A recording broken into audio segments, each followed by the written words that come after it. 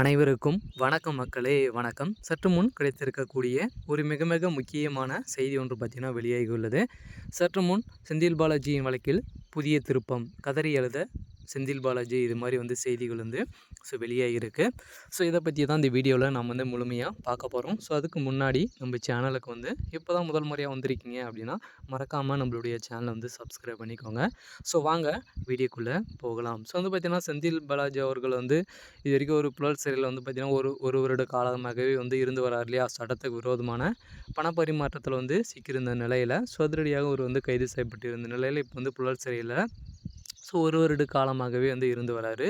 இந்த நிலையில் பார்த்தீங்கன்னா அதிரடியாக இன்று வழங்கப்பட்ட தீர்ப்பில் பார்த்தீங்கன்னா வழங்க போகிற தீர்ப்பில் ஏற்கனவே அமலாக்கத்துறைக்கும் செந்தில் பாலாஜி தரப்புக்கும் இடையே நிறைய வாதங்கள் போன ஒத்திவைக்கப்பட்ட வாதங்கள் ஏற்பட்டிருந்த நிலையில் தான் பார்த்திங்கன்னா அமலாக்கத்துறைக்கும் செந்தில் பாலாஜி தரப்பிற்கும் இடையே நிறைய மோதல்கள் ஏற்பட்டு இருக்குது. இதனால் செந்தில் பாலாஜி அவர்கள் பார்த்திங்கன்னா கூறப்பட்டு இருந்த நிலையில் செந்தில் பாலாஜி அவர்கள் இனிமேல் என்னோட புழல் சிறையில் இருக்க முடியாது அப்படின்ற மாதிரி வாதங்கள் வைக்கப்பட்டிருந்த நிலையில் பெரும் பரபரப்பை ஏற்படுத்தியிருக்கு இல்லையா. இதனால் இது வரைக்கும் அமலாக்கத்துறை வழக்கு பார்த்திங்கன்னா ஒத்தி வைத்து போயிருக்காங்களே. இதனால் பார்த்திங்கன்னா அமலாக்கத்துறையை எதிர்த்து செந்தில் பாலாஜி அவர்கள் உச்சநீதிமன்றத்தில் அதிரடியாக தொடரப்பட்ட வழக்கு இன்று பார்த்திங்கன்னா தீர்ப்பு வழங்க போகிறாங்க. என்ன தீர்ப்பு வழங்க போகிறாங்க அப்படின்றத பார்த்திங்கன்னா என்ன வழங்க போகிறாங்க அப்படின்றத நாம் வெயிட் பண்ணி பார்க்கலாம். இருந்தாலும் செந்தில் பாலாஜி தரப்பிற்கு பார்த்திங்கன்னா சாதகமான வரத்துக்கான அனைத்து ஏற்பாடுகளும் நடந்திருக்கு. செந்தில் பாலாஜி அவர்களை ஜாமீன் கொடுக்க போகிறதாகவும் ஒரு செய்திகள் வெளியாகிருக்கு.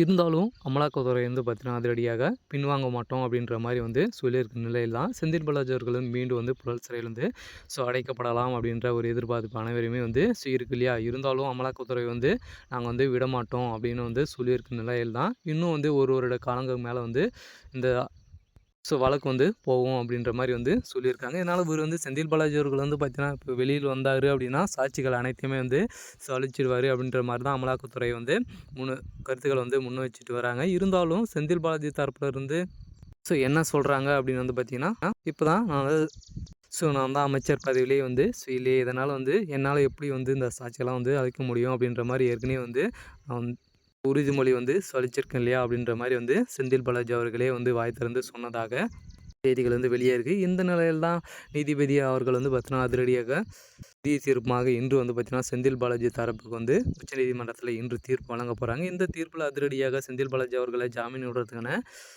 வாய்ப்புகள் அதிகபட்சமாக இருக்குது. இருந்தாலும் அமலாக்கத்துறை பார்த்தீங்கன்னா அதிரடியாக ஏற்கனவே சிக்கிய பென்ட்ரைவில் பார்த்தீங்கன்னா அதிரடியாக ஒரு முக்கிய டாக்குமெண்ட்டுகள் சிக்கியிருக்கு. இருந்தாலும் இதில் என்ன நடக்க போகுது, அவருடைய வழக்கில் ஒரு காலமாக நடந்துகிட்டு இருக்குது. இருந்தாலும் அவருடைய வழக்கில் என்ன நடக்க போகுது அப்படின்றத நம்ம வெயிட் பண்ணி பார்க்கலாம். இது மாதிரி அரசியல் சார்ந்த நிகழ்வுகளை தெரிஞ்சுக்கணும் அப்படின்னா மறக்காமல் நம்மளுடைய சேனலை சப்ஸ்கிரைப் பண்ணிக்கோங்க. தேங்க்யூ.